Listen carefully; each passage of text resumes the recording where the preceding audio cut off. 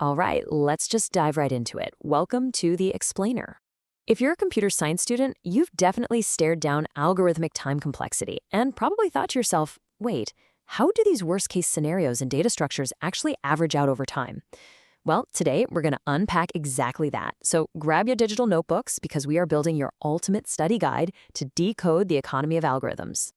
Think of me as your professor for this session, and here's a quick look at today's syllabus.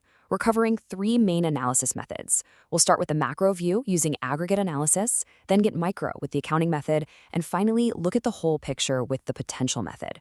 We'll wrap up the whole shebang with a story of dynamic table resizing. Let's go. Okay, before we get into the heavy math, we've got to nail down the core contrast here.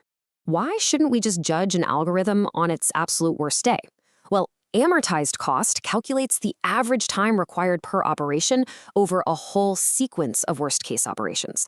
So instead of evaluating a single isolated worst-case event, like a massive, expensive data copy, amortized analysis looks at the algorithm's economy over its entire lifetime. It literally tells us the true long-term cost. So here they are, the three distinct mathematical frameworks you absolutely need to master. First up, aggregate analysis.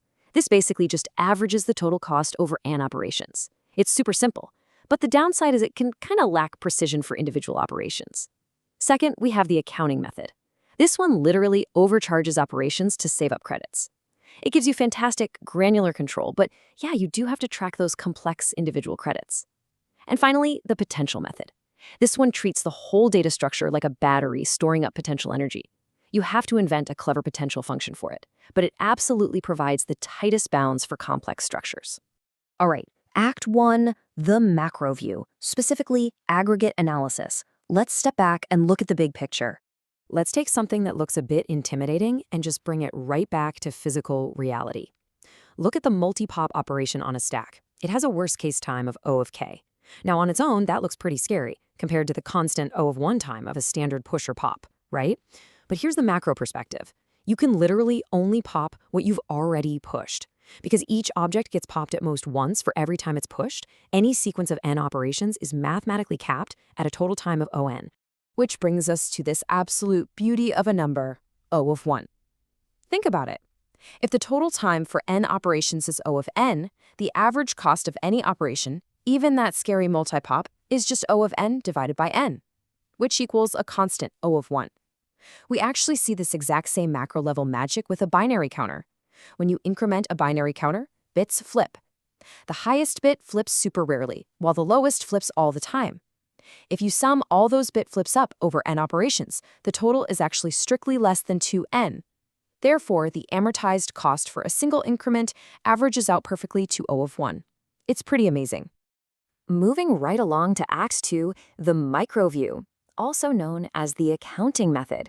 Let's shift gears and see how this builds our understanding. So, the crucial pivot here is shifting to a savings account perspective. We're going to get literal with currency. On the left side here, we have the real costs. Pushing and popping cost exactly 1 unit, let's just call them euros. On the right side, we have our amortized costs.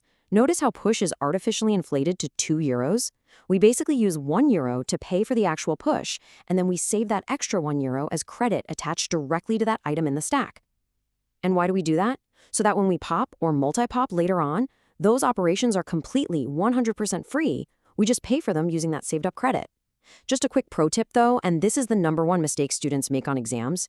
You absolutely must mathematically prove that your total saved credit never ever drops below 0.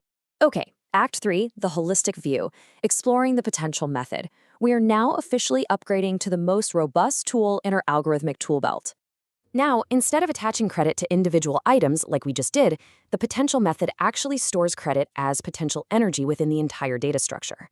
So here is your step-by-step game plan for your exam. First, you define the initial state of the structure where the potential, which we represent with the symbol phi, yup, the exact symbol you'll be writing on your tests, is 0. Second, you identify the actual real-world cost of your specific operation, and we'll call that CI. Third, calculate the amortized cost.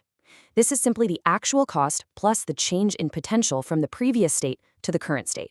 Seriously, strictly memorize these 3 sequential steps. This is the exact formula blueprint you're going to need. And this is exactly why the potential method provides such tight bounds for complex structures. Amortized costs will safely bound above real costs, but only as long as the final potential is greater than or equal to the initial potential. Since our initial potential is usually zero, it means our structural potential must never become negative. This mathematical condition is strictly required. It guarantees our amortized savings actually cover our real-world algorithmic debts. Which brings us to Act 4, the data story, focusing on dynamic table resizing. This is the climax of our explainer. Let's see all these methods in action by following a single data element moving into a dynamically resizing table. Let's start by looking at this through the accounting method. Imagine our protagonist, a brand new data element named A, wants to enter the table, but the entry fee is $3. Why $3? Well, let's break it down. $1 pays for the actual insertion into the current table. Another $1 goes straight into savings as credit, specifically for moving this exact element later when the table eventually runs out of space. And that final $1, that goes into savings to pay for a legacy element, basically an older item that was inserted a while ago but didn't quite have enough credit saved up to move itself. Makes sense, right? Now imagine the table is filling up. We've got 32 items inside a table with a total size of 32. It is at its absolute maximum capacity. Because of that $3 entry fee we just talked about, the structural potential, that stored energy, exactly matches the size at 32. At this point, the table is essentially a fully charged battery, totally ready to unleash that energy the moment it breaks its capacity limit. And the tripwire that actually releases this battery's energy is governed by a pretty magical ratio called the load factor, denoted by the symbol alpha. It's really straightforward. It's simply the number of items in the table divided by the total size of the table. So in our previous capacity scenario, 32 items in a size 32 table meant our load factor was precisely 1. And when the load factor hits 1, boom, it triggers an expansion. So let's look at the math here using the potential method. How do we ensure our structural battery is actually charged up enough? By using the specific formula, potential equals 2 times the number of items minus the table size. You might be wondering, why multiply by 2? Well, it's because for every single element added past the halfway point, it pays for its own future move plus the move of one of those old legacy elements we mentioned from the first half of the table. So multiplying the elements by 2 completely guarantees we have enough structural credit to pay for the massive ON cost of doubling the table size. And this brings us to the really beautiful conclusion of our dynamic table story. Whether the table is just sitting quietly taking in elements or aggressively doubling its size and copying everything over, the amortized cost holds perfectly tight at exactly 3. By storing potential energy, that incredibly expensive worst-case scenario of doubling the table is entirely paid for by the cheap, everyday insertions. The average cost is just beautifully contained. So we have seen exactly what happens when the table grows. But what happens when we delete items? When the load factor drops below 1/4, the table actually shrinks to save memory. But how does the potential bound shift to account for this? How does the potential function flip to cover the massive cost of having the table? I really want you to ponder that exact question as you study these concepts.